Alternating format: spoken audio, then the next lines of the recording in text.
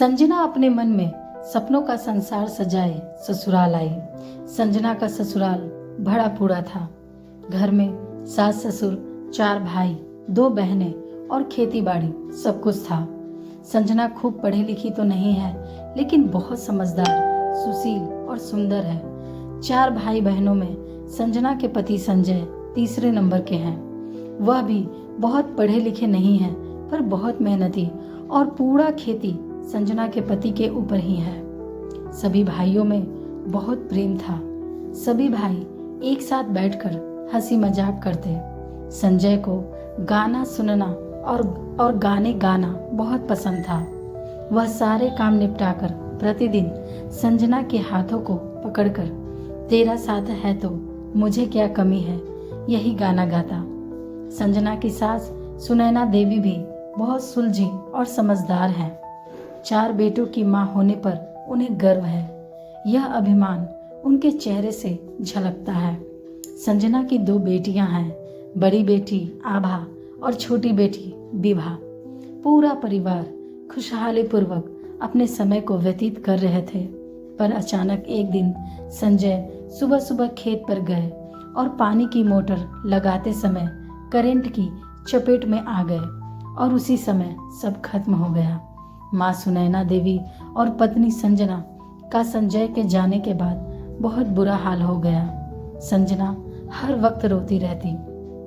सुनैना देवी के यहाँ एक रिवाज था, यदि किसी का पति मर जाए तो उसकी पत्नी और बच्चों के लिए घर ही में से किसी एक को पगड़ी बांधकर उनका उत्तराधिकारी बना दिया जाता था, ताकि भविष्य में कोई दिक्कत न हो। संजय के बड़े भाई के बेटे राहुल को उत्तराधिकारी बनाया गया। संजना को कोई दिक्कत नहीं थी। उसे राहुल के रूप में बेटा और उसकी बेटियों को बड़ा भाई मिल गया था। कुछ दिनों बाद रात में संजना अपने कमरे में सोई हुई थी। पास के कमरे से उसे अपनी बड़ी बेटी की कराहने और सिसकने की आवाज सुनाई दी। वह तुरंत उठी और जाके देखा तो राहुल उसकी बड़ी बेटी के साथ गलत करने की कोशिश कर रहा था। संजना को बहुत गुस्सा आया। उसने राहुल को धक्का दिया और कहा, कितने बेशर्म हो तुम। अभी कुछ दिन पहले ही मेरे बेटियों के भाई बने हो और ये दुष्कर्म कर रहे हो। राहुल डरकर भाग गया। संजना विधवा जरूर हो गई थी, लेकिन वह अपनी बेटियों को आत्मसम्मान की जिंदगी देना चाहती थी। सुबह उठते ही उसने सबको घर में रात की बात बताई और अलग रहने का फैसला किया। उसने घर के बीचों बीच एक मजबूत और ऊंची दीवार खड़ी करवा दी, ताकि अपने घर के दरिंदों से अपनी और अपनी बेटियों की रक्षा कर सके। संजना ने खेती बाड़ी के काम को भी अपने हाथों में ले लिया।